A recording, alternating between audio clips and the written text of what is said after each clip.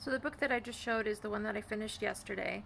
It is about prison abolition, and I wanted to share some takeaways from it because it's good that I'm reading these things, but it's only useful if I'm sharing it. So here we go. So if you're interested in this topic, while this is a very valuable book, it is not a beginner's book, and it is not written in a way that's very accessible. It's very academic. It's sort of like reading Shakespeare, where like you know the words, but you're not sure why they're written that way. You just have to read it very slowly. But it is valuable information because it covers the activism and the organization around this movement between 98 and 2008 and kind of where they were successful and then some pitfalls that they are trying to improve upon. And probably the biggest overall takeaway that I got from this is that this is a very complex, layered issue because it basically it influences and it is influenced by pretty much every other issue. So trying to come at it from one angle, you may end up with an unintended consequence, which is why it is beneficial, especially for this issue and really anything, but to work in coalition with various groups and people of various experiences and perspectives. Because if you suggest something that you think would be helpful, but it ends up hurting someone else that you didn't think about, then that is not helpful. So this is work that requires thought and care and community. I also wanted to share two of the lines in the book that stood out to me the most. So the first one is, how are we going to challenge the state if we can't even challenge each other? And I think this is something that is happening now and being discussed now, that we have to be having these conversations among ourselves, and we have to believe that we can ask for these things and that we can make these things work before we expect something as entrenched and institutionalized as our criminal justice system to change. So we have to be clear in what we are asking for, and we have to first make the decision to ask, and that is very important. And then the second line that I want to share is from the last paragraph of the book, and it says, "It is not enough to have a more humane prison, but to have no prisons. There is no humane white supremacist state." And this really stood out to me because this is part of the argument for reform versus abolition. I mean, this is what it comes down to. And having to understand why abolition is necessary, that is an education process, and that has to happen first.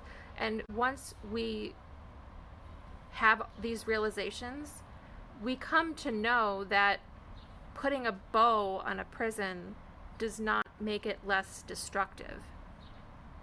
You have to completely change the way that we approach these issues. And how we do all of this is still being discussed and is still being figured out. And there are, this is not a new conversation. I also want to say that too, because this is not something that popped up last week. This is something that people have been organizing around for decades. And so many people are new to this, and that is fine, but there is information here. There are resources here. There are educational tools here. So take advantage of those, learn from those, and then be a part of this discussion. Because the whole point of you being a part of this discussion is to make this effective, because it can't be effective unless it is effective for everyone. I finished another book, so I want to tell you about it and what I learned. I read Between the World and Me by Ta-Nehisi, which is a popular book for a very good reason. It's very good. It's written as a letter to his 14-year-old son. So it's part memoir, but it's part life lessons of his experience as a black man in America. And so I think that the best way that I can express what I got out of this book is just to read you a portion of it. So I'll read you a paragraph from about the middle of the book. The mettle that it takes to look away from the horror of our prison system, from police forces transformed into armies, from the long war against the black body, is not forged overnight. This is the practiced habit of jabbing one's eyes out and forgetting the work of one's hands. To acknowledge these horrors means turning away from the brightly rendered vision of your country as it has always declared itself and turning towards something murkier and unknown. It is still too difficult for most Americans to do this, but that is your work. And that stood out to me because that is basically why we are conscious of needing to read books like this and to watch documentaries on this topic and to read like information sheets that organizations put together for people. That's why we're searching out resources, is to unlearn what we have been told that our society and our country is. And it is uncomfortable because it exposes that what we look up to is built upon the abuse of black bodies. And it's not a nice thing, but that's the point. It's not a nice thing, and you have to face the not nice things. And all of those not nice things, all of those really awful, terrible, horrible, destructive things are not invisible anymore. The past 2 weeks, and for much longer before that, they've always been visible. You just weren't looking. And there are things that keep you from seeing that, but that doesn't mean that you are not responsible for looking. And it doesn't mean that you're not responsible that once you do see it, to then take action. Because even though looking at the reality destroys the facade, how good and how useful is that facade if it is built upon a really destructive and harmful reality? I finished another book, so I want to tell you about it. I just finished Narrative of Sojourner Truth. It was published in 1850, and if you have not heard of Sojourner Truth, she was a black woman who was enslaved for about half of her life because she lived in New York State. She was freed in, I believe, 1827. And the book is a timeline of her life. So she is someone who went on to be known for giving speeches on the abolition of slavery, on women's rights, on religious issues. And the book is not really about the content of the speeches. It's really just like an overview of her whole life, like where she was, what she was doing, the people that she knew and interacted with.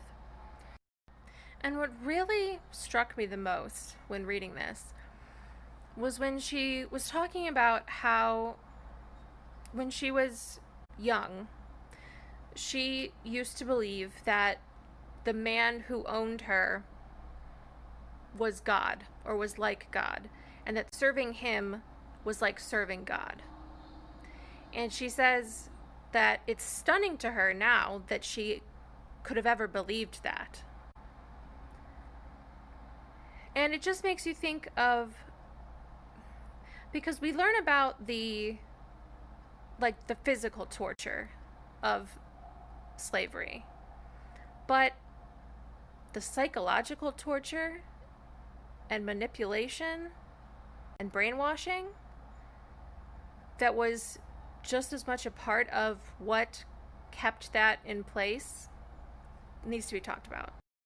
Because that type of trauma inflicted over generations, and then even once they are free, to never receive justice or reparation for that trauma, and to have it re-inflicted in new ways, and by new means, by things like the black codes and Jim Crow laws and mass incarceration, to have that just keep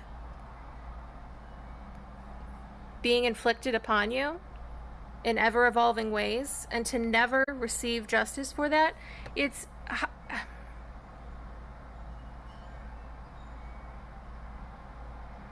that it doesn't just go away by itself. And something as big and entrenched as this, that is why trying to reform your way out of racism, or to nice your way out of racism, is not sufficient. You cannot address what has happened without matching it in magnitude for the opposite. You have to put as much effort into dismantling this as there was into putting it in place. You can't have healing without changing your situation. Our collective situation. There can't be healing without that.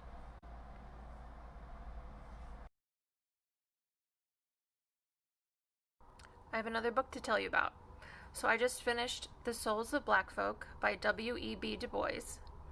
It was written in 1903, and DuBois was a black scholar and educator, very well known at the time, and is still influential today.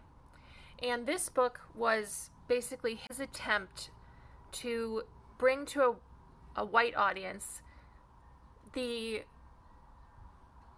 the experiences and lives of black people were deeper than they may have thought. And what stood out to me in this book was some of the ways that what was happening then is not as different as it should be to what is happening now. So I want to share a paragraph with you from the book. Its police system was arranged to deal with blacks alone, and tacitly assumed that every white man was ipso facto a member of that police. Thus grew up a double system of justice, which erred on the white side by undue leniency and practical immunity for red-handed criminals, and erred on the black side by undue severity, injustice, and lack of discrimination. For as I have said, the police system of the South was originally designed to keep track of all Negroes, not simply of criminals. And when the Negroes were freed and the whole South was convinced of the impossibility of free Negro labor, the first and almost universal device was to use the courts as a means of re-enslaving the blacks. It was not then a question of crime, but rather one of color that settled a man's conviction on almost any charge. Thus, Negroes came to look upon courts as instruments of injustice and oppression. So I'm sure it's pretty obvious why that paragraph stood out to me so much, reading this now. I mean, this is what we're talking about. This was the problem then. This was written in 1903. It's the problem now. And that is what needs to change. It's not an issue of having nice enough thoughts about groups of people. It's that has gotten better largely, but it hasn't changed because the problem hasn't changed. The root of the problem hasn't changed. So that's what we need to change. That's what I got from this book. And that's, I hope, what everyone is getting from these discussions.